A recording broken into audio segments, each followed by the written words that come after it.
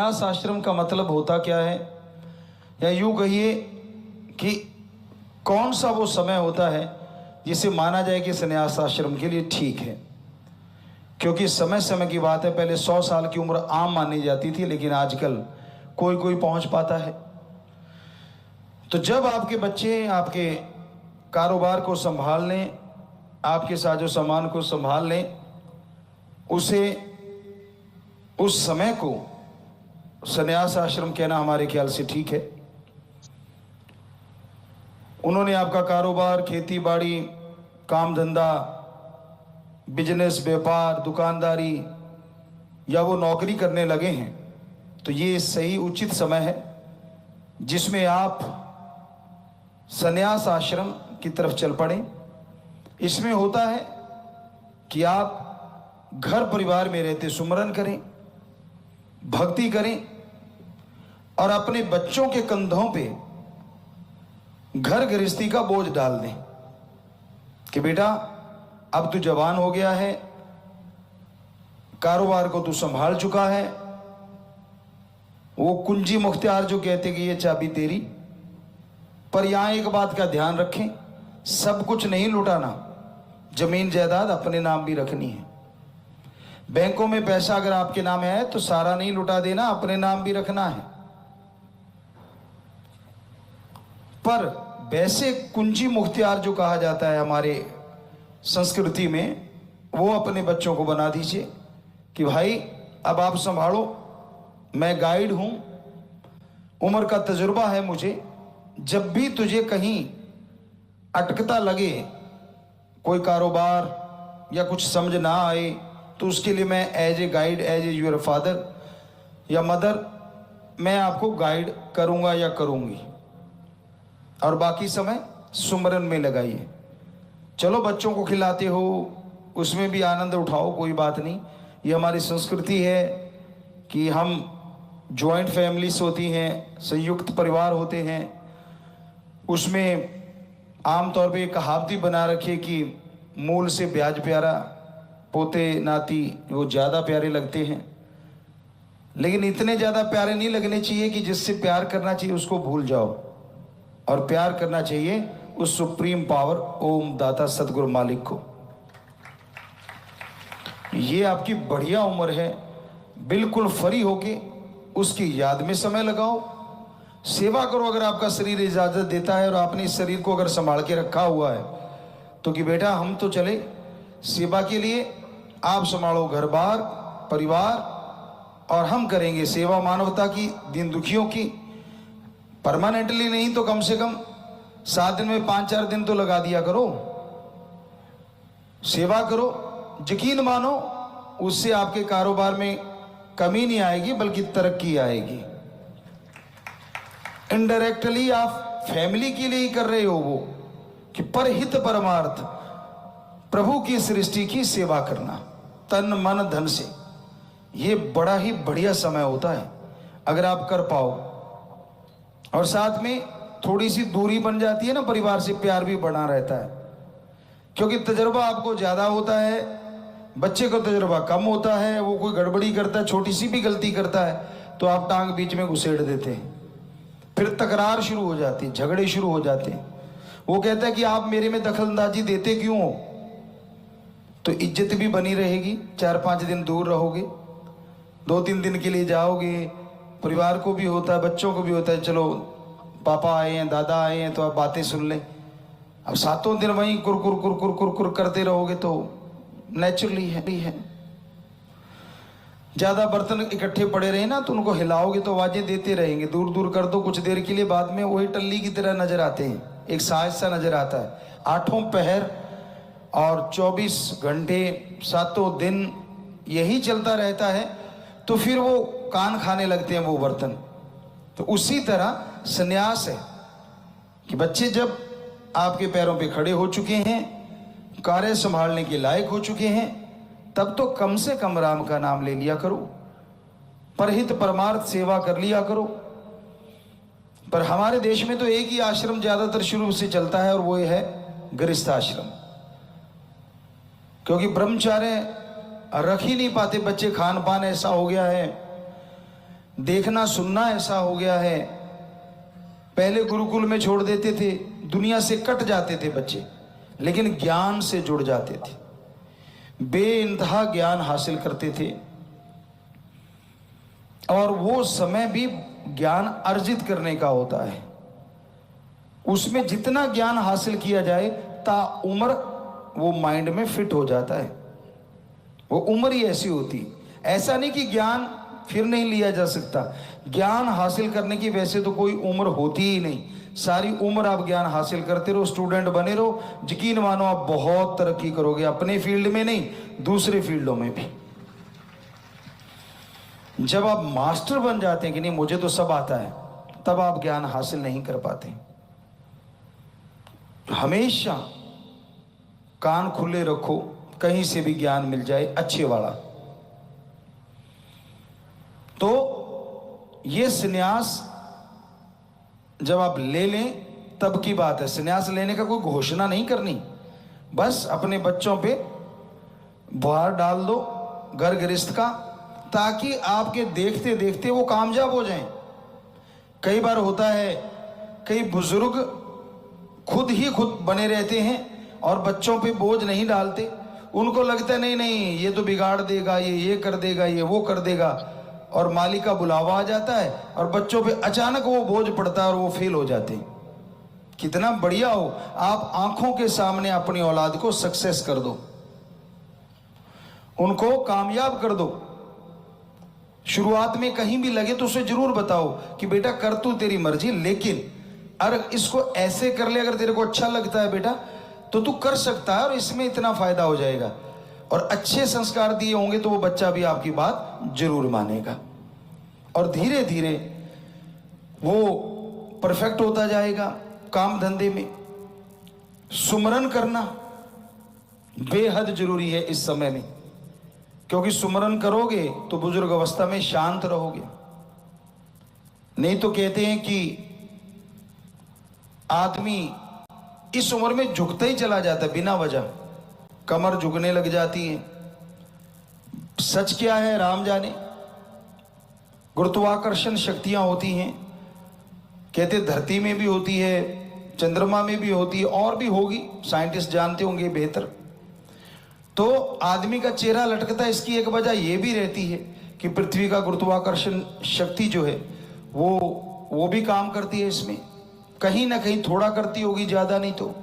दूसरा कि हमेशा फेस आपका नॉर्मली झुका रहता आगे की तरफ, तो उससे भी झुर्रियां जो हमारे अंदर शरीर में चेहरे पे कह लो जेल वगैरह जो स्किन और हड्डियों के बीच में तालमेल रखती है, वो भी नीचे की तरफ ही जाती है। और रहना भी चाहिए सिर को झुका के, लेकिन हमारा यहाँ कहने का मतलब जब आप सुमरन करते हैं और समाधि में बैठते हैं तो सीधे बैठते हैं, तो उसमें आपकी स्किन भी अच्छी होती है। और हो सके तो कभी कभी गर्दन को पीछे की तरफ जब लेटते हो आप, कंधे के पास सिरहाना वगैरह रख के गर्दन थोड़ी पीछे की तरफ हो जाए 2-4-5 मिनट के लिए, तो अच्छा है। जब आप लेटे हुए हैं तो उससे सर्वाइकल भी दूर होता है और ये जो आपका लटकने वाला काम है वो भी थोड़ा रुक जाता है। और झुकने वाला काम, वो कमर कहीं देखा ना आपने, 50-60 साल में ही लकड़ी पकड़ लेते हैं। वो किसी ने, एक बच्चे ने कहावत डाली थी कि एक ऐसा जीव बताओ जिसकी पहले 4 टांगे होती है, फिर 2 होती है और लास्ट में 3 हो जाती है। तो वो आदमी होता है, पहले वो 4 पे चलता है, फिर 2 पे आ जाता है और लास्ट में 3, एक डंडा आ जाता है। तो वो आने ही ना पाए अगर पॉसिबल हो तो। और ये संभव है अगर आप एक्सरसाइज करते रहें, राम का नाम जपते रहें। कहीं आप सोचो संत पीर फकीर तो ऐसा करते हैं, उनकी कुछ और भी वजह होती है, वो ठीक नहीं बताना। सो कहने का मतलब सन्यास में जब आप आ जाते हैं, जब बच्चे पैरों पे खड़े हो जाते हैं, वो उम्र है आपकी, तो उसमें भक्ति किया करो, अच्छे कर्म किया करो, समाज के भले की सोचा करो, समाज के भलाई के लिए कदम उठाया करो। जिस भी धर्म में आप रहते रहिए, कोई फर्क नहीं पड़ता, लेकिन तब तो कम से कम मानना शुरू कर दो। धर्म में रहना एक अलग बात है, धर्म को मानना एक अलग बात है। जो धर्म को मानता वो चुगली निंदा नहीं कर सकता। धर्म को मानने वाला कभी किसी का बुरा सोच ही नहीं सकता। धर्म को मानने वाला नशे कर ही नहीं सकता। धर्म को मानने वाला किसी जीव को मार के खा ही नहीं सकता। धर्म को मानने वाला दुआएं करते बद्दुआ देता नहीं। धर्म को मानने वाला परम पिता परमात्मा ओम हरि राम का आशिक हो जाता है, वो दूसरों का आशिक नहीं बनता। इसका मतलब ये नहीं है कि वो दुनिया से कट जाता है। इसके लिए तो एक और टाइम रखा हुआ था, वहां तक कोई पहुंच ही नहीं पाता कि वो 75 साल की उम्र होती, उसमें वानप्रस्थ कि आप जंगलात में चले जाएं और तब प्योरली 100% ओम हरि राम के लिए ही समय देना, अल्लाह मालिक को परमात्मा को याद करना है। पर भाग्यशाली हैं वो माँ बाप जिनके बच्चे सच्चे आज के टाइम में ब्रह्मचर्य का निर्वाह कर रहे हैं। उनका कोई मुकाबला नहीं दुनिया में। सच्चे का इसलिए जोर दे रहे हम, दिखाना वही बात और चीज होती है, निभाना और चीज होती है। जो निभाए, ब्रह्मचर्य पे पक्का रह के ओम हरि अल्लाह राम की भक्ति इबादत करे, उसकी जिंदगी में जो सुकून चैन और मालिक के नजारे होते हैं वो कहीं मिल ही नहीं सकते। क्योंकि उसका ध्यान का और तरफ जाना तो मतलब ही नहीं बनता।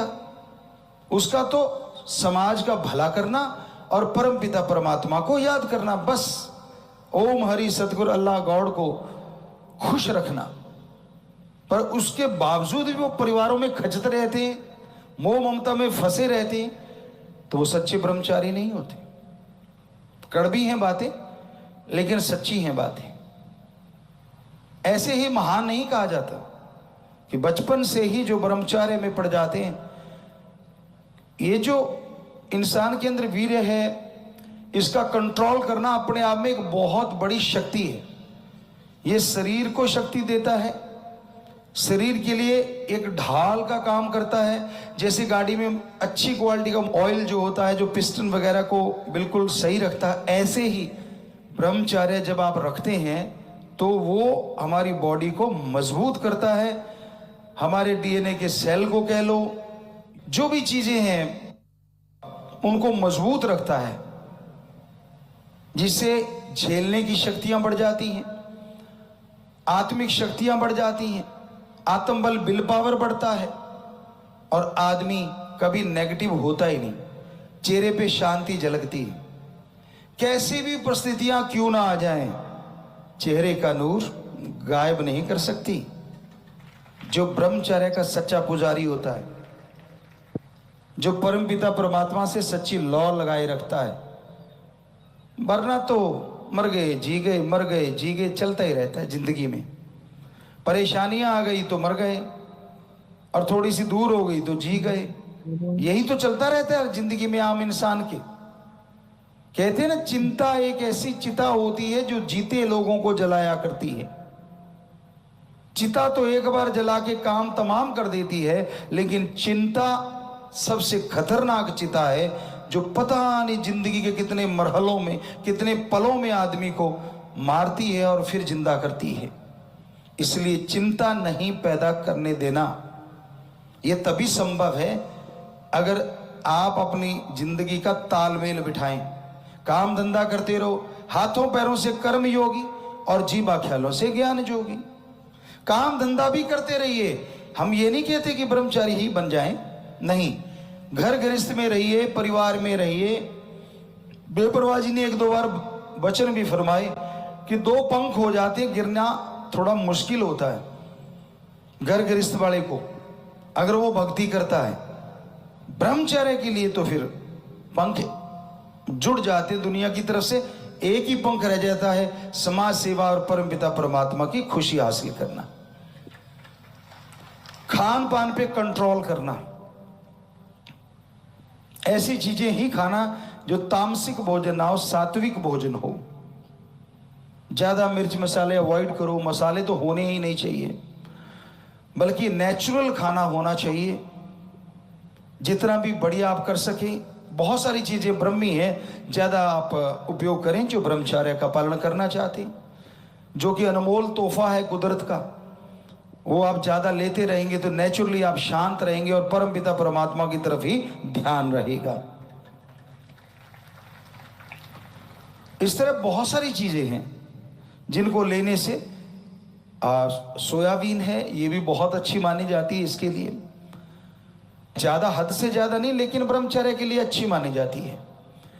तो ऐसे बहुत से भोजन और भी हैं, अगर अमल किया जाए, उन पे चला जाए और तामसिक जो भोजन है उससे बचा जाए। हाँ, घर गृहस्थ में रहते हैं आप, जैसा मर्जी भोजन कीजिए, वो एक अलग बात है। वही बेपरवाह जी की बात कि दो पंख हो जाते हैं, गिरना थोड़ा मुश्किल होता है, लेकिन फिर भी अगर गिर रहे हैं तो इसका मतलब आप हद से ज्यादा किसी चीज में मोहित हो गए, काम वासना क्रोध लोभ मोह अहंकार मन माया की गिरफ्त में काबू हो गए। भक्ति कभी भी दिखावे की नहीं करनी चाहिए कि मैं दिखाऊं ताकि मुझे लोग देखें मैं ये कर रहा हूं। ऐसे करने वाला भक्त हो ही नहीं सकता। भक्त वो होता है शांत चित्त रहता है, सुमरन करता है, भक्ति करता है, समाज में विचरता है तो अच्छी बात करता है, हंसता है तो अच्छी बात करता है, खुश रहता है तो अच्छी बातों का एहसास करके खुश रहता है, ना कि समाज में जाके गंदगी फैलाता है। तो इसलिए संन्यास आश्रम अपने आप में एक बहुत बड़ा ब्रह्मचर्य टाइप ही हो जाता है। नहीं, ऐसा नहीं कि गृहस्थ जिंदगी त्याग दी, वो तो आप वानप्रस्थ में जब जाते थे तब त्यागा जाता था, लेकिन उस समय से पहले पहले आप गृहस्थ जिंदगी में तो हैं, लेकिन पूरी गृहस्थी का बोझ नहीं उठाते आप, और परिवार अपने बच्चों को अपनी आंखों के सामने कामयाब होता देखते हैं। और बच्चों को चाहिए कि अगर आपके बुजुर्गवार, आपके माँ बाप ने, दादा दादी ने संन्यास ले लिया है, आपके ऊपर बोझ डाल दिया है, तो आप उनका सत्कार करना ना भूलिए। आप भागों वाले हैं जिनके माँ बाप ने ऐसा किया है कि वो आपकी अपनी आंखों के सामने आपको कामयाब होते देखना चाहते हैं। तो ऐसे माँ बाप का, वैसे तो कोई भी माँ बाप कैसा भी क्यों ना हो, सत्कार तो करना ही चाहिए, बुरा नहीं बोलना चाहिए। ये सच है। आज कलयुग में पिता का तो कहना क्या, माता भी कुमाता होती जा रही है। बुरा ना मानना, हमने ऐसा देखा है। अपने बच्चों को मार के कहीं भाग जाना, ये आम सी बातें हो रही हैं। हफ्ता 15 दिन में कोई ना कोई ऐसी खबर आती रहती है। जहां तक भी कई बच्चियों ने तो परिवारों को खत्म किया। बड़ा दर्द होता है जब ये चर्चा सुनते हैं। तो ऐसा पहले नहीं होता था। माता को माता नहीं, पूत कपूत हो सकता था।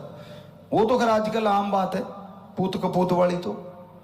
लेकिन हमारे जो राम नाम से जुड़े बच्चे हैं, जो धर्म को पक्के तौर पे मानते हैं, वो कपूत नहीं हो सकते।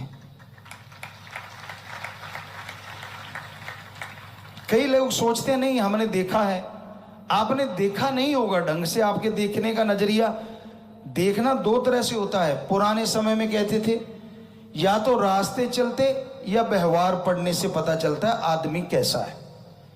बाहर से देख के आप कैसे किसी को बता सकते हो वो कैसा है? वो बोलता नहीं, शांत रहता है, सजदे करता रहता है, तो क्या आपने मान लिया कि वो भक्त है? आपको क्या पता उसके अंदर क्या तूफान है। और दूसरी बात, पुरानी कहावतें ऐसी नहीं बनी कि ना तो बुरा जन्मे और ना बुरा आए। ये भी कारण होता है। बुरा नहीं जन्मा तो बुरा अगर आ गया तो वो भी फट्टी पोंछ देता है, पता ही नहीं चलने देता कब आपके चारों खाने चित कर दे। संस्कारों को आप भूल जाते हैं, और जो बुरा आया है उसकी सुन के सब बुला देते हैं। जिंदगी देने वाले माँ बाप को, माँ का ऋण तो कैसे कोई उतारेगा? इसका मतलब ये नहीं है कि माँ गलत रास्ते पे चल गई उसके गुणगान गाते रहो, लेकिन अब गुण भी ना गाओ। अच्छा यही है, क्योंकि आजकल जैसे आपको बताया, ये हमने बिल्कुल प्रत्यक्ष में देखा है कि माता भी ऐसी होती हैं जो गलत राह पे चल पड़ती हैं। जब बच्चा उन चीजों को देखता है तो वो तिल मिला के रह जाता है, क्योंकि वो आपके जन्मदाता है। आप अवॉइड कर दें, उसके रास्ते में ना आए, तो आपको ना तो गुस्सा आएगा। कोशिश कर लें अगर वो समझ सकती है आपसे समझाने की, और जब लगे कि ये समझने से और समझाने से ऊपर की बात है, तो फिर रास्ते में ना आए, किनारा कर लें, वो ज्यादा अच्छा है। सत्कार अंदर रखिए। तो ये हमने जो महसूस किया, आपको पहले दिन ही बोला था कि अब वही चर्चा किया करेंगे। 1948 से लेके आज तक जो महसूस कर रहे हैं वही चर्चा। धर्म तो सारे पढ़ चुके हैं, उनकी बातें तो नेचुरली जो बातें हम करेंगे उनसे मिलेंगी। लेकिन आज का समय ही भयानक आ गया है। किसी की भी बात रख लो, कितनी भी बड़ाई कर लो, वो चिंटी वाली बात हम आपको सुनाया करते थे, त्रेड़ चाहे ना भी हो फिर भी लोग ऐसी चीजें सोचते रहते हैं। तो कहने का हमारा मतलब यहां पे वही है कि आप संन्यास आश्रम में आ गए हैं, दखल अंदाजी ना करो। हमारी आंखों सामने देखा है, जिसको लाखों करोड़ों लोग सजदे करते थे, संन्यास आश्रम में ना जाने की बजाय, गृहस्थ आश्रम में उलझने की बजाय, बच्चों के मोह ममता में पड़ने की बजाय ऐसे ऐसे पाप कर्म कर बैठे कि लोग उनको निगाह मिलाना भी पसंद नहीं करते। कर्मों से सब कुछ है, शरीर से कुछ नहीं होता। इसी शरीर से आप बुरे कर्म करने लग जाओगे तो कुछ और बन जाओगे, और इसी शरीर से अगर अच्छे कर्म करने लग जाओगे तो पूरा समाज आपको इज्जत की निगाह से देखेगा, आपका सत्कार करने लग जाएगा। इसलिए संन्यास आश्रम में अच्छे कर्म करने चाहिए। दखलंदाजी जितनी ज्यादा फैमिली में रखोगे उतने ही फैमिली के बन के रह जाओगे। हालांकि ये सही नहीं है, लेकिन उतना सही नहीं है जितना होना चाहिए। फिर भी हमने एक बार शायद किसी एरिया में ये देखा था, दार्जिलिंग साइड में शायद, यहां तक हमें ध्यान में आता है, वहां बुजुर्ग फॉरेनर काफी आए हुए थे। तो हम वहीं रह रहे थे उस साइड में, क्योंकि रहने की कोई जगह नहीं, तो नेचुरली ये सराय होटल ही है आजकल, उसमें ही रहना पड़ता है। तो उसी में रह रहे थे और वो ऊपर आए हुए थे, तो उनको पता चल गया कि राम रहीम आए हुए हैं, राम जी जाने। तो उनसे थोड़ी चर्चा हुई, थोड़ी बातें हुई, हमने आदमी भेजा, तो पता चला कि वो वर्ल्ड टूर पे निकले हुए हैं। तो पूछा कैसे और क्यों? कहते जी हमने अपना जो कमाई करी थी 50% अपने लिए रखा, 50% बच्चों को दे दिया, वो पढ़ लिख गए, अब वो जाने उनका काम जाने, और हम चले दुनिया देखने।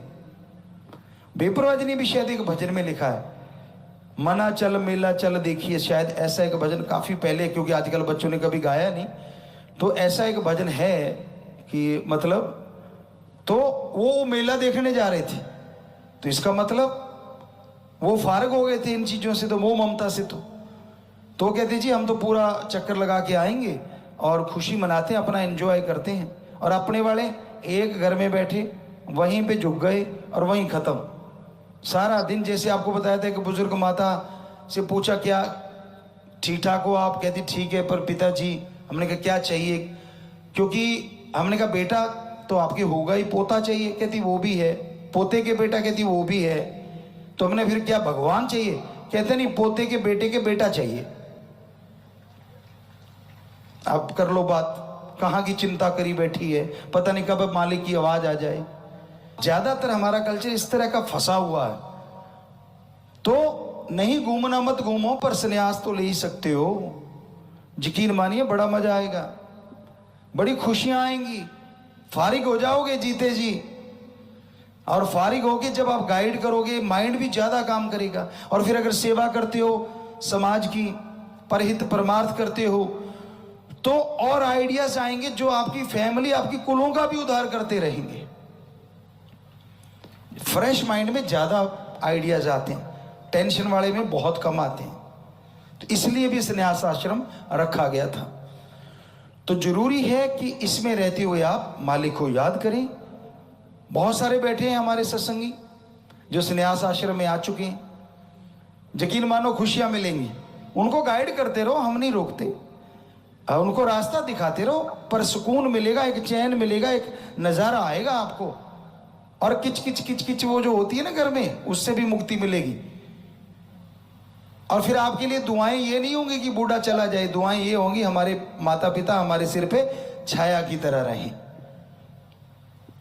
हमारे अकॉर्डिंग हम हमेशा एक चीज कही नहीं कभी, पर कहना चाहते होते कि पहले जरूरी होता है कि स्वस्थ काया, और दूसरी अगर संन्यास ले लें तो माँ बाप की छाया।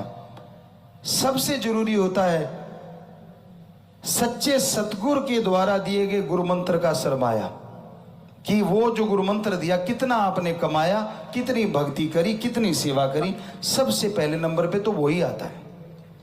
फिर स्वस्थ काया होगी तो ही है, स्वस्थ काया नहीं तो जवान को भी कोने में लगा देते हैं, और स्वस्थ काया तो बुजुर्गों का भी सत्कार होता है। कल ही आपको भजन सुना के हटे कि ये जिस्म तेरा ऐसा घर है जिसमें सारी उम्र रूह ने रहना, कि सारी उम्र रहना है भाई इसमें, इसको वो मर्जी आपकी है। वैसे बड़ा स्ट्रेचेबल बनाया भगवान ने, खाओगे बढ़ता जाता है। साथ साथ एयर बैग देखे हमने नौजवानों के, बुरा ना मानना, 7 जगहों से मतलब मोटापा झलक रहा था। और ऐसे नौजवान भी देखिए कि जो बिल्कुल फिट, बेटियां बेटे, बड़ा अच्छा लगता है उनको देख के, और खुशी मिलती है कि ये आगे भी जाके अच्छा करेंगे। और जो मोटापा है ये बीमारियों का घर है, जड़ है, इसलिए इससे बचो। आप तंदुरुस्त रहो, सही सलामत रहो, यही मालिक से दुआ है।